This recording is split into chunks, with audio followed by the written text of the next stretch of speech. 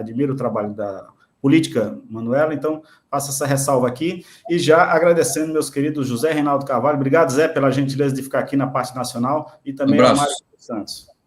Obrigado a você, Aquiles, obrigado, Zé Reinaldo, um abraço. Olha, domingo tem manifestações, não é? Sem anistia, contra o golpe, e outros temas, e também queria dizer assim, toda a força para o nosso amigo Alex Sonic. É isso aí, obrigado, Mário, obrigado, Zé. Bom, gente, sem mais delongas, já vou adicionando aqui a queridíssima Daphne Ashton e José Genuíno. Bom dia, Daphne, tudo bem? Bom dia, Aquiles, bom dia, Genuíno, bom dia, comunidade. Dizer que eu também fiquei muito feliz com a filiação da Manuela, que eu também admiro muito, mas, infelizmente, né, a gente fica feliz de um lado e triste por outro. Estava aqui olhando a pauta para comentar com o Genuíno, e hoje uma das notícias, como a gente diz, né, quase sempre tem uma matéria em destaque na nossa home, dizendo assim: homem não aceita fim de relacionamento, faz tocaia na casa da ex e a mata com facadas. Todo dia, gente, todo dia. Isso foi lá em Minas Gerais, em Itaúna, em Minas Gerais. Eu acho que a gente tem que conversar muito ainda sobre isso.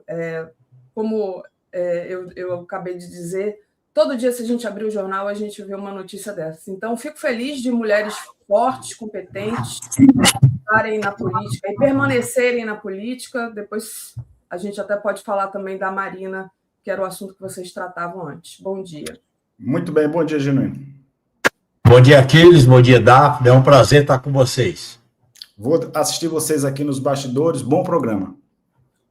Obrigada, Aquiles. Bom, antes de mais nada, Genuíno, dizer que eu também estou aqui torcendo pelo meu colega Alex Sonic, que está sendo operado agora. A gente está aqui fazendo emanando boas energias para ele.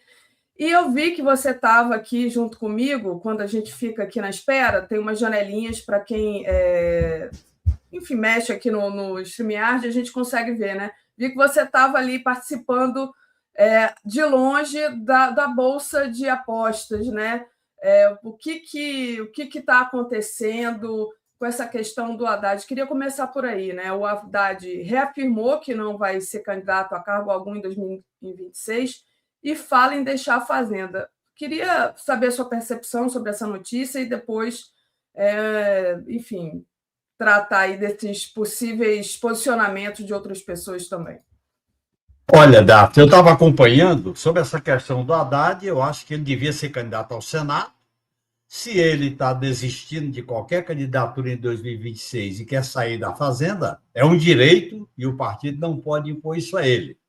Então, eu acho que o partido está discutindo novas alternativas, seja para o Senado, seja para a Fazenda. Esse debate vai ser dirigido pelo Lula. Então, eu acho que, nesse momento, é importante a gente ter muito pé no chão. Por quê?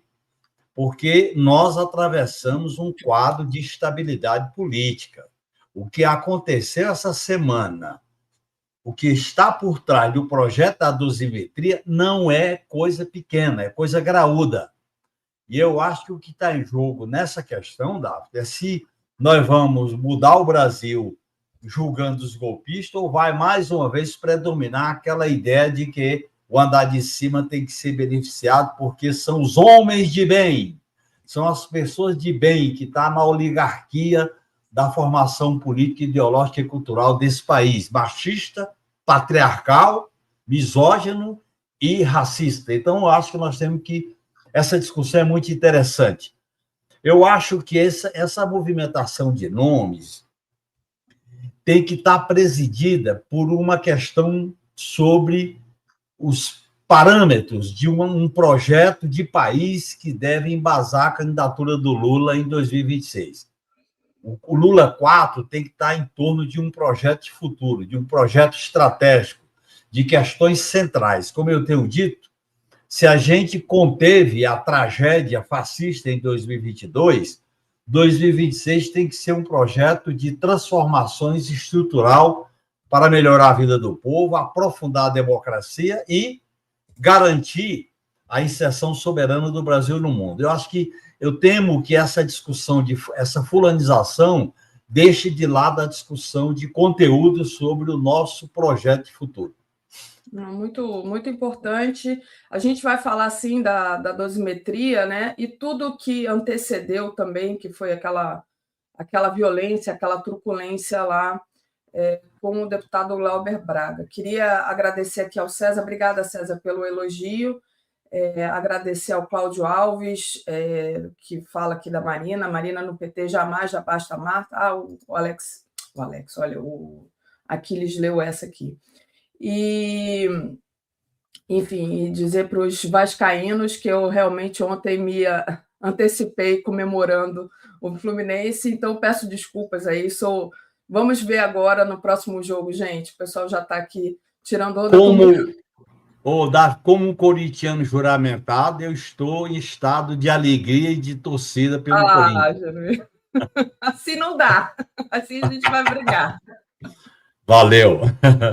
Vamos lá. Não, brincadeira, eu não brinco com ninguém. Agora, Daphne, eu queria também me manifestar, eu acho que a questão do feminicídio, a violência contra a mulher, está colocando na agenda do país que tem que ser tratada como forma de campanha, com mobilização popular, a discussão e a denúncia e a luta em defesa da pauta das mulheres contra a violência, contra o feminicídio. Nós não podemos aceitar como normal, nós não podemos normalizar a barbaridade, essa relação anormal, violenta, que está se tornando quase uma epidemia. Exatamente, é o que eu digo, né? Se a gente quiser trazer uma pauta de feminicídio, todo dia aqui nesse 247 tem para trazer. Todo dia a gente abre o jornal e vê uma coisa dessa. E parece que realmente agora está ficando mais evidente, essa discussão realmente está se dando, e eu acho que a gente tem que aproveitar isso, né, para melhorar o país. O Jairo Costa diz: bom dia ao querido Genuíno, ex-presidente do DCE do Ceará, quando eu era estudante na UFC conterrâneo Porreta. Aí, ó. Eu fui presidente do DCE do Ceará, aliás, há um ano atrás, houve uma sessão de reparação dos vários companheiros e companheiras que perderam o direito de estudar por causa do AI-5. E eu estava lá. E Fortaleza e a Universidade Federal do Ceará foi um ponto de passagem para o mundo, né? Isso. Aliás, você fala bem naquele seu livro, né? Muito, muito, muito legal a sua trajetória ali contada. Mas vamos lá. Queria começar aqui, né? Começar não, já dar andamento, falando do que aconteceu na Câmara essa semana, né? Vamos começar com a truculência, a tentativa de cassação do mandato do Glauber, né? Foram 318 votos a favor da suspensão e 141 votos contra, que foi ali o jeito que foi dado para ele não ser cassado, ficou suspenso, então, por 6 meses, né? Bom, o deputado foi retirado à força da cadeira da presidência naquela truculência, usando a polícia ali legislativa. Os jornalistas foram expulsos, foram empurrados, e muita gente que acompanha a política há muito tempo disse que nunca havia acontecido tamanha violência, e compararam aquilo à ditadura. Bem na época da ditadura, Bem na época da ditadura. Eu estava na Câmara no final do governo Figueiredo, quando teve a campanha das diretas, medidas de emergência, estado de emergência, antes da Constituinte, e nunca teve. Brasília foi ocupada, decretaram medidas de emergência, mas nunca fizeram aquela violência no plenário. Eles caçavam os mandatos, mas não praticavam aquele ato de violência. Eu acho que houve 2 questões sérias. Primeiro, forçar a barra para votar o projeto da dosimetria, porque o que estava por trás daquele negócio ali foi o Hugo Mota querer surpreender todos os líderes, inclusive o relator, e botar o projeto da dosimetria, que foi produto de um acordão. Isso é grave, porque o processo de julgamento não terminou. E, para isso, ele teve que macular, fazer uma narrativa que era a cassação do Glauber Braga. A cassação do Glauber Braga geraria um fato político para encobrir, para diminuir a importância do acordão que estava costurado, como se diz na política, com o STF e tudo. Era um acordão com o STF e tudo. Como falou aquele senador do MDB de Roraima, né? Quando estava na crise da Lava Jato, na crise contra o Congresso. Portanto, é interessante como no Brasil, momentos de tensão também vem momento de acordão. E esse momento de acordão se consuma a livrar a cara da Zambelli num ato inconstitucional. E, ao mesmo tempo, botaram o Glauber Braga como isca, e eu acho que houve uma alternativa razoável para livrar do mandato do Glauber. Eu acho que foi positivo a votação daquela preferência articulada pelo PT.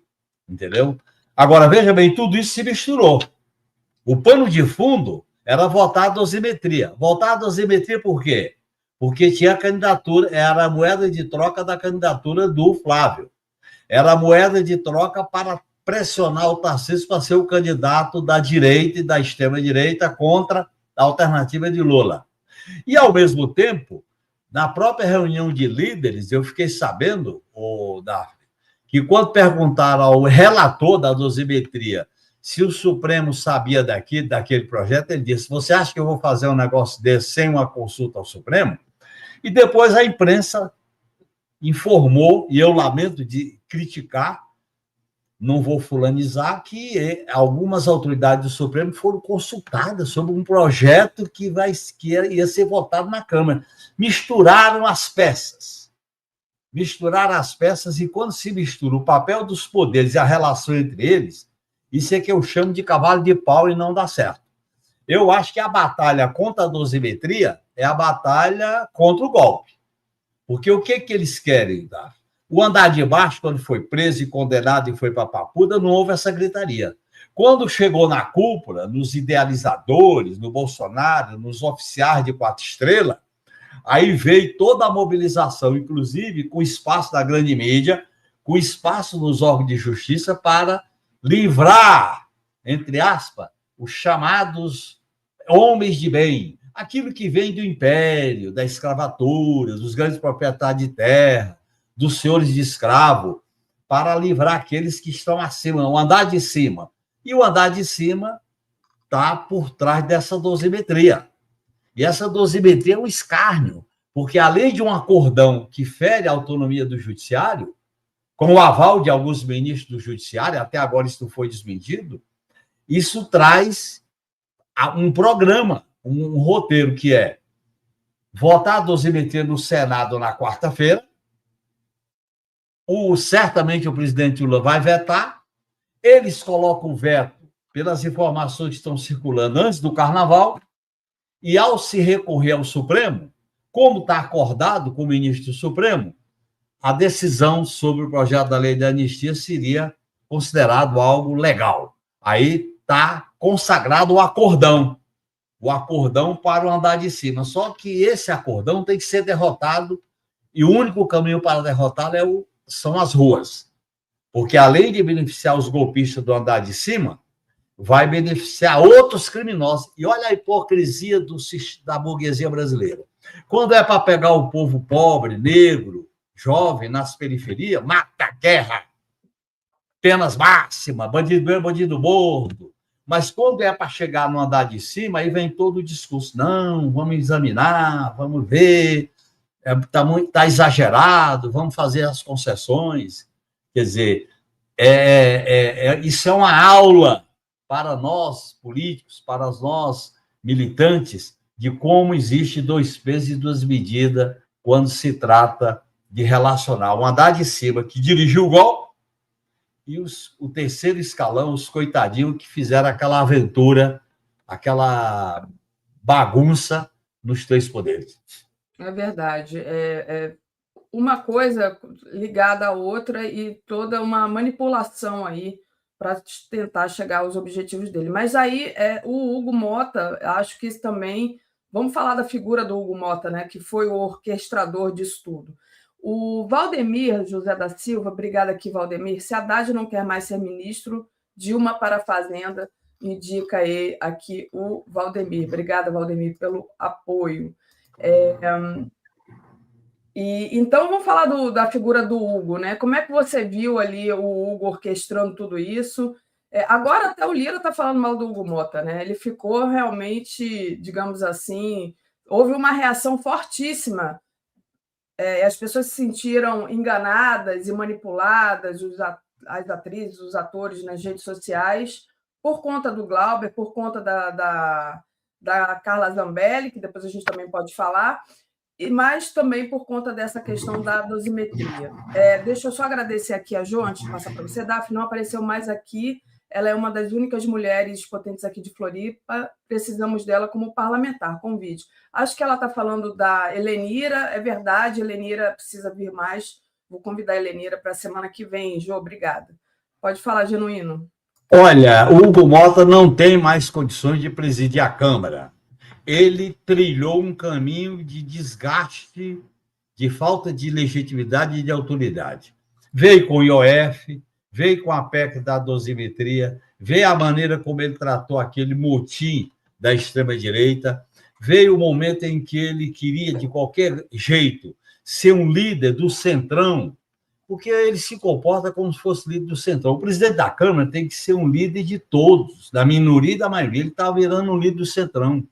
Quer dizer, é da norma do parlamento, quando um governo manda um projeto, quem é que relata? Um deputado da base. Ele botou o Derrite para fazer disputa política em torno do tema da segurança pública.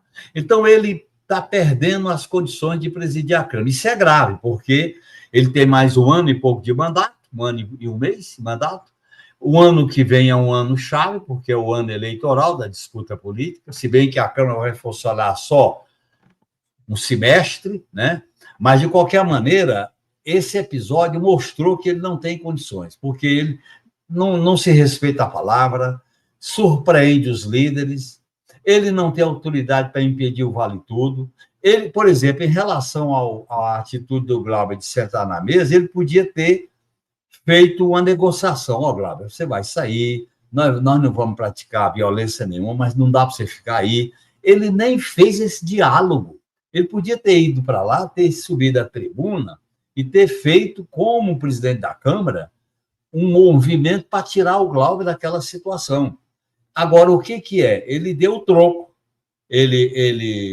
O segurança praticaram uma violência contra o deputado e o segurança da Câmara, eu fiquei lá durante 26 anos, não faz aquilo sem ter o aval da presidência, não faz. Até porque os seguranças são preparados para ter boas relações com os deputados, uma boa convivência e tal. Cortou o sinal da Câmara, impediu os jornalistas de entrar no plenário. Um absurdo, na galeria onde os jornalistas ficam. Então, eu acho que ele perdeu. E ele construiu esse caminho. Ele veio de onde? É importante a gente saber. Foi um grande erro o PT e o governo apoiar o Hugo Mota para a presidência da Câmara. Deixar isso claro. Segundo, ele veio do núcleo forte da extrema-direita que apoiou Eduardo Cunha. Ele é cria do Eduardo Cunha, apoiado por Arthur Lira, que agora critica ele, e pelo Eduardo Cunha, que estava naquele jantar com Derrite para a trama do projeto de lei antifacção. Então, ele age como parte do processo. O presidente da Câmara é um estadista, por isso que ele está na linha sucessória da presidência da República, mas ele não se comporta assim. Então, ali, quando a pessoa perde a autoridade, isso vale para o deputado individualmente e vale para quem preside, seja uma comissão, seja a Câmara. Ele perdeu a autoridade. Perdeu a autoridade. O presidente da Câmara não pode surpreender os seus colegas, não pode usar 2 pesos e 2 medidas, não pode não respeitar a palavra, quer dizer, não pode deixar de presidir o diálogo e as negociações. Eu acho que nós estamos vivendo, uma certa crise institucional. O papel dos poderes, Congresso Nacional, Supremo e Executivo, a relação entre eles está, vamos dizer assim, torpedeada, está congestionada. O próprio Alcolumbre fez a chantagem política em relação à indicação do presidente da República para o Supremo.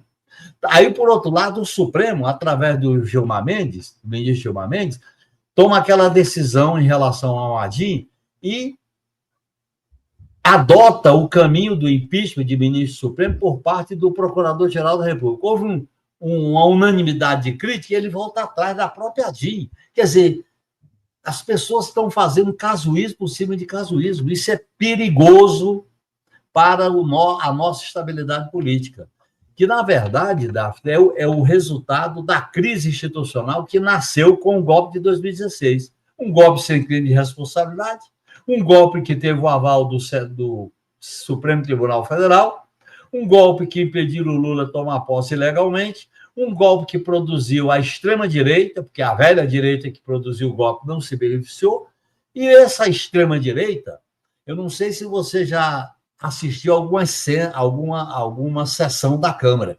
Você começa a ouvir aqueles deputados falando, você tem que segurar, porque é um baixo nível tão grande que você não imagina. E agora, isso veio de onde? Legitimar a truculência, legitimar o medo, o ódio, o vale tudo, legitimar os valores fascistas. E esse pessoal botou a cara para fora, porque tinha um líder maior, que continua líder com força social, que é o Bolsonaro. Mas ele veio de onde? Ele veio da apologia da tortura, da apologia da morte, da apologia do desrespeito às leis. Ele veio daí. Como houve uma tolerância em relação a ele, deu no que deu. Por isso que eu acho que essa questão da dosimetria é grave. Nós temos que derrotar o projeto da dosimetria, politicamente, porque se dá o jeitinho para beneficiar o Bolsonaro e os generais e andar de cima, o que fica claro para a população? Quando é os de baixo, é rigor. Quando é os de cima, dá-se um jeitinho. Isso está na história do Brasil. Vamos fazer alguma mudança para que nada mude. Vamos preservar, vamos dar alguns anéis para preservar os dedos. Vamos fazer de conta. Isso está presente, isso é perigoso. E eu acho que a esquerda, o Lula, o PT, os partidos progressistas, os setores democráticos têm que assumir uma postura mais contundente em relação a isso. E eu apelo, viu, Davi? É bom a gente ter uma conversa muito franca no debate político. O Supremo, os ministros do Supremo não podem participar de negociações políticas como a que envolveu a dosimetria. Eu não sei como essas informações não foram desmentidas, nós temos que avaliar como acordos. Quer dizer, você sinalizar acordo diante de um projeto de lei sobre uma decisão do Supremo que ainda não está concluída, isso é perigosíssimo. Porque as instituições vão perdendo a legitimidade e a autoridade política. E aí, numa situação como essa, que as ruas falem mais alto. Por isso que eu acho que esse ato de domingo é muito importante, que o povo vá às ruas e diga para os poderes o seu descontentamento diante disso aí. De fato, gerou uma repercussão muito rápida nas redes, né? E logo marcou-se a de São Paulo, a do Rio ontem, que a gente teve notícia de quando que vai ser. Eu vou até pegar, acho que vai ser em Copacabana, não estou me lembrando o horário, deixa eu ver aqui qual é o horário do Rio de Janeiro. No domingo, às 14 horas, no posto 5, né? Então, o pessoal do Rio também vai contra essa PEC da dosimetria. Obrigada, que está dizendo aqui que é às 13. Bom, 13, 14, Carioca sempre chega atrasado, né? A gente não vai começar na hora, gente.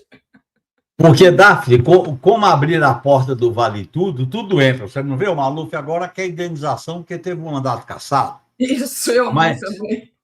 A maioria da Câmara não caça uma coisa que é óbvia. Se o Supremo decidiu a perda do mandato, você homologa isso. Aliás, nem devia botar no plenário. Aí aparece o Vale Tudo. Quer dizer, quando você abre a porta do inferno, aparecem os demônios todos, né? E foi isso que fizeram na Câmara. A Câmara não pode fazer isso. O presidente da Câmara não pode dar o aval a isso, né? Mas ele é parte desse processo. Ele nasceu, olha, o Hugo Mota nasceu do golpe contra Dilma, do núcleo forte do Eduardo Cunha. Ele votou contra a cassação do Eduardo Cunha. Ele se viabilizou presidente da Câmara, sinalizando duas palavras e duas atitudes. Para o PT ele dizia uma coisa, para o Bolsonaro ele dizia outra. E ele está governando com quem? Com a direita e A extrema-direita, é isso que ele faz. Quando ele faz esse acordo da dosimetria, é para mais um momento de pressão para ver se o Tarcísio é candidato. Então, ele precipitou todo o processo político. E eu espero que o PT tenha aprendido que com figuras como o Hugo Mota não dá para a gente apoiar. O cara pode ser de direita, de centro, a gente apoia ele, mas com comportamentos, com liturgia, com procedimentos públicos, democrático e republicano. Olha, nós estamos numa situação muito delicada, no meu modo de entender, a situação é delicada. Perfeito. A Rosiana, diz assim: BH terá manifestação no domingo às 9 horas na Praça Raul Soares. Divulguem. Então, divulgando aqui. Obrigada, Rosiane. E, bom, a gente tem 2 matérias no nosso site, né? Uma sobre o Hugo Mota, uma dizendo que deputados avaliam que o Hugo Mota não tem saída e vai ter que cumprir mesmo a decisão de Moraes sobre a Zambelli. E a outra é que depois de ser obrigado a caçar a Zambelli, né, a decisão do Moraes sobre a Zambelli, ele vai se ver obrigado a caçar o mandato do Ramagem também. Então, o Ramagem... Porque se ele não fizer isso, Dato, ele será denunciado por crime de desobediência à justiça. Isso. Ele pode sofrer um processo, inclusive, de impeachment, porque ele desobedeceu à justiça. Isso. É isso, né, Genuíno? Deixa o pessoal pedindo para eu falar que o Caetano vai estar em Copacabana também, então já está confirmada aí a presença do Caetano, que é ótimo, porque aí aumenta bastante o público, né? O pessoal vai, não só pela motivação política, mas pela motivação também de ver o show do Caetano, mas, enfim, fica bonito, que nem da última vez, né? Ô, Genuíno, queria tratar agora, a gente tem 1 minutinho aqui antes da Márcia entrar, mas a gente pode se alongar se você quiser, a decisão do Banco Central de manter os juros em 15%, né? Porque a gente falou um pouco aí da questão do Haddad e tudo, e eu queria falar dessa questão do juro, que é algo que a gente vem trazendo preocupação aqui. Por que você acha que o Banco Central manteve o juro? Qual é a consequência disso agora, perto da eleição, enfim... já chegando aí. Daphne, o que está acontecendo é que a essência do sistema neoliberal, do sistema capitalista, é financiarização,